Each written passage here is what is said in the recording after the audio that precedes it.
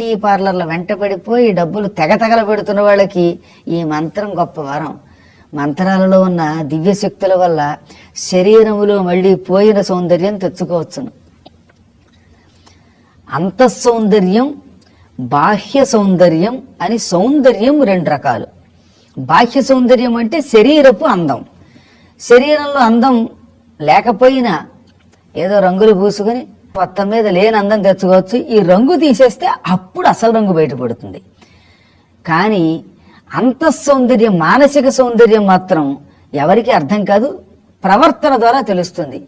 మనిషి ఎలా ఉన్నా నాయన రాని ప్రేమగా ఒక ఇల్లాలు పిలవగానే వాడు ఎంత ఆనందపడతాడు అవతలవాడు. నిజంగా మహాత్మురాలని పొగుడతాడు. ఆవిడ అందంగా ఉందా లేదని ఎవడో పట్టించుకోడు. ఆ ప్రేమకి ఆ మాటకి లొంగిపోతాడు. అమ్మలో ఈ రెండూ ఉన్నాయి. శరీరము సౌందర్యంతో ఉంటుంది, తల్లి మనస్సు చాలా గొప్పది. కాబట్టి ఇటు శారీరక సౌందర్యం, మానసిక సౌందర్యం రెండు సౌందర్యాలకి నిధి గనక ఆ అమ్మని మహాలావణ్య సేవధి అన్నారన్నమాట. ఏ ఆడవాళ్ళకైనా ముఖం ఎండలోకి పెడితే రంగు మారిపోయి నలుపు వచ్చి పాడైపోతూ ఉంటే అటువంటి వాళ్ళు ప్రతి శుక్రవారం మంగళవారం ఈ మంత్రాన్ని అనుష్ఠానం చేసుకుని రంగుని తిరిగి పొందొచ్చు. వార్ధక్యంలో శరీరంలో వచ్చే మార్పులేమో చెప్పలేం, కానీ యవ్వనంలో ఉన్నప్పుడు శరీరానికి నిగారింపపోవడం చాలా బాధ.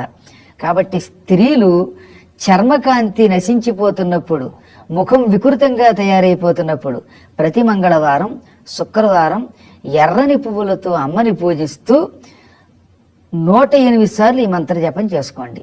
ఇది శరీరపు సౌందర్యం బాగుపడేదాకా. ఇంకా మరొకటి, అంటే కోపం రావటం వల్ల కూడా ముఖంలో రంగులు మారిపోతాయి. చీటికి మాటికి కోపం రావటం వల్ల ఇంటా బయట శత్రువులు పెరిగి తద్వారా అనారోగ్యం వచ్చి, ఈ అనారోగ్యం ద్వారా వికృతత్వం పొందేటటువంటి వాళ్ళు కోపం వచ్చినప్పుడల్లా 11 సార్లు ఈ మంత్ర జపం చేయండి.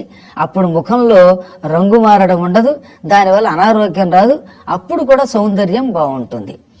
ఇది కాకుండా చిన్న చిన్న తెల్ల తెల్ల మచ్చలు కూడా వచ్చేస్తున్న వాళ్ళు, అవేవో సోబి అని రకరకాల మచ్చలు వస్తున్నాయి ఈ మధ్యకాలంలో.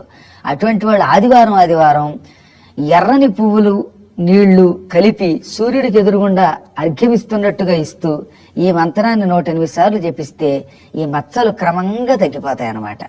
అటువంటి మంత్రాన్ని మరొక్కసారి ఉచ్చారణ చేసుకుందాం. అది ఉచ్చరించి సరైన రీతిలో ఉచ్చరిస్తేనే మంత్రం ఫలితం వస్తుంది. అందువల్ల ఓం మహా లావణ్య సేవధయే నమః. ఇక్కడ సేవధి అన్నప్పుడు శ్రీరాముడిలో ఉండే శా రాయాలి, సీతలో సా రాయకూడదు. సీత అనేటప్పుడు రాసే సవర్ణాన్ని దంత్యము అంటారు. శ్రీరాముడి కోసం ఉపయోగించే సవర్ణాన్ని తాళవ్యము అంటారు. అది రాయాలన్నమాట. ఓం మహాలావణ్య సేవధయే నమః అనేది లలితా సహస్రనామంలోని మరొక అద్భుతమైన మంత్రం. లావణ్యం అంటే ఏమిటి? రత్నాలు ముత్యాలు మొదలైన వాటిని చూశారు కదా, రాళ్ళు. ఆ రాళ్ళు జిగేలు అని మెరుస్తాయి. ఆ మెరుపుని, నిగారింపుని లావణ్యము అంటారు. సహజంగా ఎక్కడైనా కొన్ని రాళ్ళు అలా మెరుస్తాయి. ఈ రాళ్ల మెరుపు ఉప్పు కూడా ఉంది. తెల్లని ఉప్పు రాళ్ళు నేల మీద పరచండి. సముద్రం ఒడ్డున ఉప్పు రాశిగా పోయిగానే సూర్యుడి కాంతి పడగానే ఆ ఉప్పు రాళ్ళు తళ స్ఫటికాల్లో మెరుస్తాయి. అందుకని ఆ మెరుపుని లావణ్యము అన్నారు. నిజానికి లావణ్యము అనే శబ్దానికి ఒక విచిత్రార్థం, అసలర్థం ఏమిటంటే అదే. లవణము అంటే ఉప్పు. ఉప్పు ఎలా మెరుస్తోందో అలా మెరవడం ఉందే, ఆ నిగారింపుని లావణ్యం అన్నారు. లవణస్య భావ లావణ్యం. కానీ మనం ఏమంటున్నాం, సహజంగా ప్రతి వస్తువు యొక్క నిగారింపుకి లావణ్యమని వాడుతున్నాం. ఒక అందమైన అమ్మాయి తళతళ మెరిసిపోతూ కనబడితే ఎంత లావణ్యంతో ఉంది అంటున్నాం. చివరికి ఇది పేరు కూడా పెట్టుకున్నారు చాలా మంది, లావణ్య అని. మహాలావణ్యం అంటే గొప్ప నిగారింపు, పాడైపోని మెరుపు అన్నమాట. అటువంటి మెరుపుకి సేవధి అంటే నిధి. నిధి అంటే ఒక పెద్ద ముద్ద. బంగారు నిధి అంటే అక్కడ బంగారం కుప్పలా పడుందనమాట. రూపాయల నిధి అంటే రూపాయలు కట్ల కింద పడి ఉన్నాయన్నమాట. మహాలావణ్య సేవధి అంటే మంచి సౌందర్యం, అందం, శరీరపు నిగారింపు యొక్క నిధి అమ్మ. అనగా అమ్మవారి సౌందర్యం వంటి సౌందర్యం ఈ సృష్టిలో లేదు.